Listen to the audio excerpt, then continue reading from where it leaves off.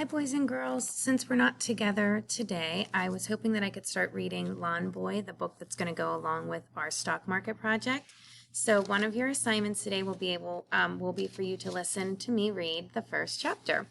So, Lawn Boy. I don't have a clue how all of this will end. There are people who say I'm some kind of wonder boy or that I know some secret and I had this big hairy plan. Nope. One minute I was 12 years old and wondering where I could get enough money for an inner tube for my old used 10-speed. I didn't have any money and my parents didn't have much either. My mom is a teacher in an experimental school and my dad's an inventor. Sometimes it takes a long time to work out a new idea, and this was one of those times, so we were a little broke. Mom and I have learned not to ask too many questions about what he's doing because if we do, he wants to use us as guinea pigs, and we learned our lesson during what we now refer to as the voice-activated door incident. Dad swears Mom's nose is as cute as ever, and I don't notice anything different about it, but she still touches it gingerly when he starts talking about some big new idea he's got going on. The next minute it seems I've got a business of my own with employees, and I'm rich. I'd better explain. It all began at 9 in the morning on my 12th birthday when my grandmother gave me an old riding lawnmower.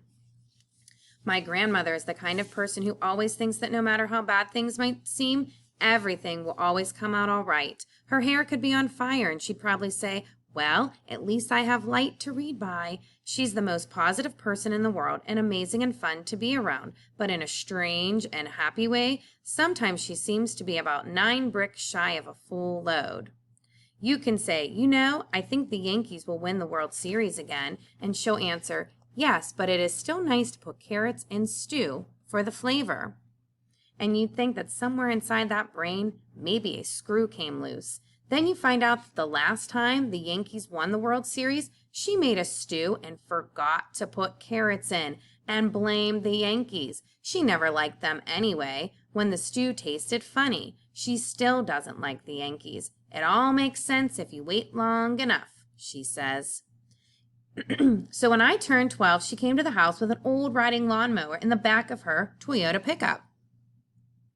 "Happy birthday," she said. "It used to belong to your grandfather. He always liked working on it. I thought you might like it." A mower? We lived on the edge of what was termed an upper middle class neighborhood. Our house was small, a fixer-upper when my parents bought it a few years ago.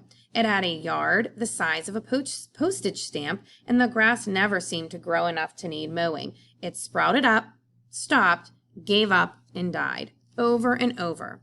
My father and I lifted the mower down from the truck bed. "A lawn mower?" I looked at Grandma. "Thanks." "My bridge club is meeting on Thursday night," she said, getting back into her truck, which makes it hard to watch CSI since it's on Thursdays too. "Did you know that?" And she drove away before I could answer her, much less wait for the part where it made sense. "It appeared you now have a lawnmower," my father said, smiling as he walked back into the house. I don't know the connection with her bridge club either, although I'm sure there is one. She's your mom's mom. Maybe your mom will know what that meant. I looked at the mower. Very old, low, small. It looked like it only cut about a 2-foot wide area, and it was nothing like the fancy new machines. The seat was steel without a pad, and the driver's feet went over the top of the mower to rest on 2 foot pedals. One was the brake, the other the clutch that you had to push down to get the mower moving. It steered with 2 levers like a little bulldozer, and it looked more like a toy than a mower. Okay, since I was 12, I didn't have much experience with mowers. I'd never even had a dirt bike or 4-wheeler. I'm not machine-oriented. My birthday present sat there. I tried pushing it toward our garage, but it didn't want to move. Even turning around to put my back against it and to push with my legs, which I thought might give me a better leverage, it didn't. So I studied it. On the left was a small gas tank. I unscrewed the top. Yep, gas. On top of the tank were 2 levers. The one had a picture of a rabbit and the other a turtle. Even though I'm not good with machines, I figured it was fast and slow. The other lever said on, off. I pushed on. Nothing happened, of course.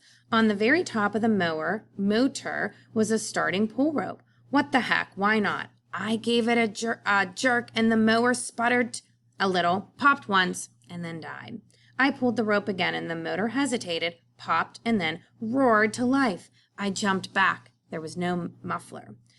When I was little, my grandmother, in her usual logic-defying fashion, answered my request for another cookie by saying that my grandfather had been a tinkerer. He was always puttering with things, taking them apart, putting them back together. When he was around, nothing ever broke. Loud as the mower was, it still wasn't moving, and the blade wasn't going down. I stood looking at it. This strange thing happened. It spoke to me. Well, not really. Not in one of those woohoo, whack job ways. At least I don't think I was. Maybe I am now. Anyway, there was a message that came from the mower into my brain. A kind of warm or maybe a settled feeling, like I was supposed to be there, and so was the mower. The two of us, like it was a friend. So, all right, I know that sounds, well, let's sit under a tree and talk to each other, read poems, things, total whack. But the feeling was there. Next, I found myself sitting on the mower, my feet on the pedals. I moved the throttle to the rabbit position it had been on turtle, and I pushed the lever pedal down, and the blade started whirling. The mower seemed to give a happy leap forward off the sidewalk, and I was mowing the lawn, or dirt. As I said, we really didn't have much of a lawn. Dust and bits of dead grass flew everywhere. But in a few minutes, I got control of the thing, and I sheared off what little grass we had. The front lawn didn't take long, but before I was done, the next-door neighbor came to the fence, attracted by that dust cloud, I guess. He waved me over. I stopped in front of him, pulled the throttle back, and killed the engine. The sudden silence was almost deafening. I stood up away from the mower, my ears humming, so I could hear him. "You mow lawns?" he asked. "How much?" And that was how it started. Bye, guys.